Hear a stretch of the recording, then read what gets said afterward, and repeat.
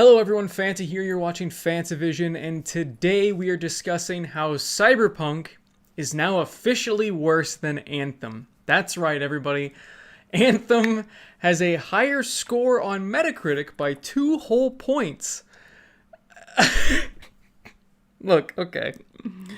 I made the title obviously pretty tongue-in-cheek because I know a lot of people are going to get upset by it because they have their mental well-being and personalities tied to review scores on games, and they have to have everybody like the same game that they do, and if anybody talks bad about that game, it's sacrilege. Oh, how dare you. Anyway, I wanted to make this video because A, it's kind of funny, B, because I really do want to talk about the exact mess that has been going on, because the more I look into it, I know I just made a video about this, but the more I've looked into the exact details of just how bad this console port is. It's not a PC port. It's a PC game that was ported to consoles. It's the other way around this time. Normally it seems like a development studio has developed the games for the console in mind because that's the bigger audience. There's more people out there that have the Xbox One and PS4 than have a gaming rig that is capable of playing these type of games. So when they want to have a mass market appeal, sell a lot more games, they target console people and then port it to the PC. A lot of times the PC port should, in fact, every single time, the PC port should just be better by nature because you're going to be playing on a most likely more powerful platform. You should have more options, more graphical settings, more things that you can tweak and make the game look even better. There should be mod support. All these different things you can't do on the console should be obviously included in every single PC launch. Now, that's not the case. In fact, we have lots of games that come out and barely even work for the PC, like Batman Arkham Knight or whichever Batman it was.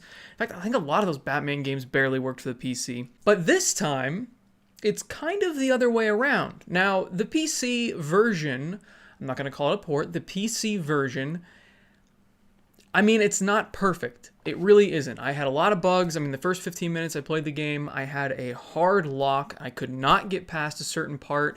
I've seen NPCs do a bunch of weird stuff. I've had all the NPCs disappear before. I've had so many different bugs. But overall, my gameplay experience wasn't too terrible. I had a fun time. I haven't gone back to the game since opening day just because I do want for the game to be better. I want it to have less bugs when I play through it because I want a more enjoyable experience. I mean, that's reasonable, right? So let's talk about the console version, because when I started hearing about the console version, I was kind of baffled because I could not believe that a game was this poorly ported to the console. And I mean, I have not seen it this wide of a separation between the quality of a console version and a PC version ever. I don't think ever. I've never seen the console version look this bad. Normally there's like an easy to see frame rate difference.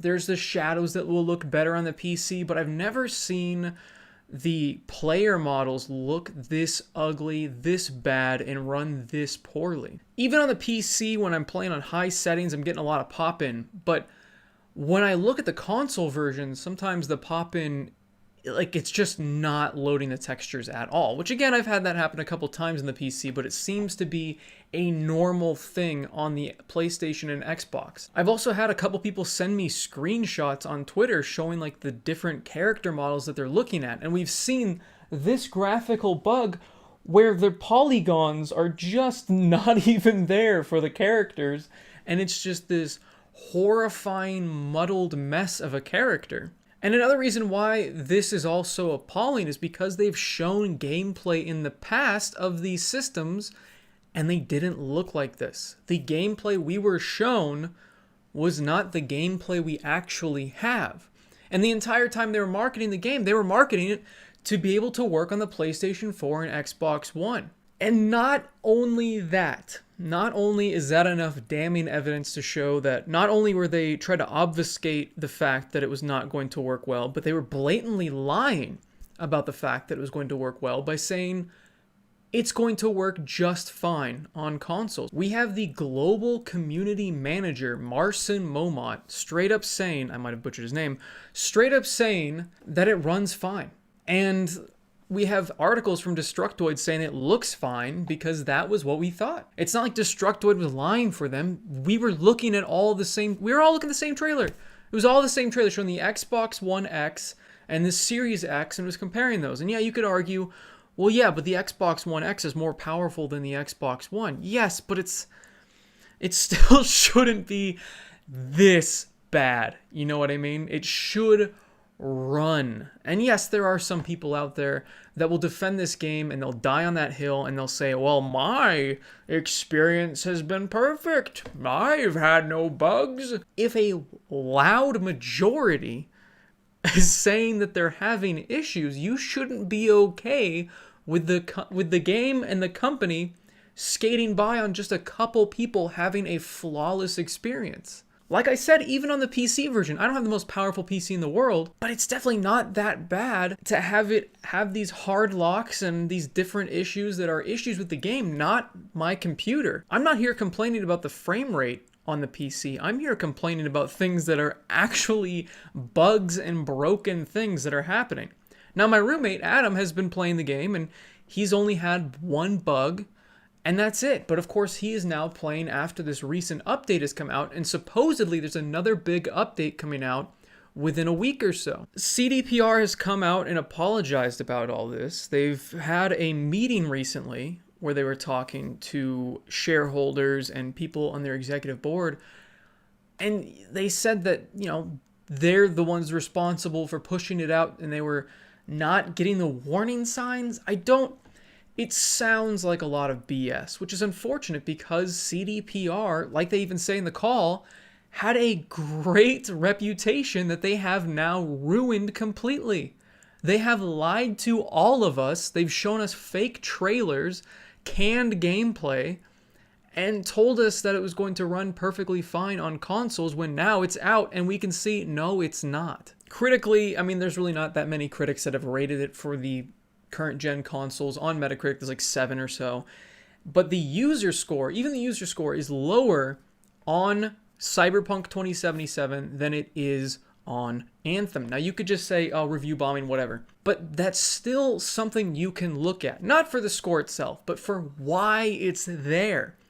And why it's there is because people were actually believing in CD Projekt Red. Like I just talked about, their reputation, they had a great one. Anthem, EA has not had a good reputation since God knows when. Since what, like the PS2 and original Xbox days? So when they release a game that's crap, yeah, it's going to get review bombed, whatever, but we kind of expect it from EA at this point. They're slowly digging themselves out of the grave, but it's going to be a long time before anybody actually respects that company. But CD Projekt Red disappointed us because they're a company that, I don't know if you knew this, but they are part of the Good Old Games website, which is a website/platform that is reviving old games, and they're reaching out and getting different licenses and updating a lot of these games to work on current hardware on PC. And that's awesome. It's a great way of archiving and preserving video game history.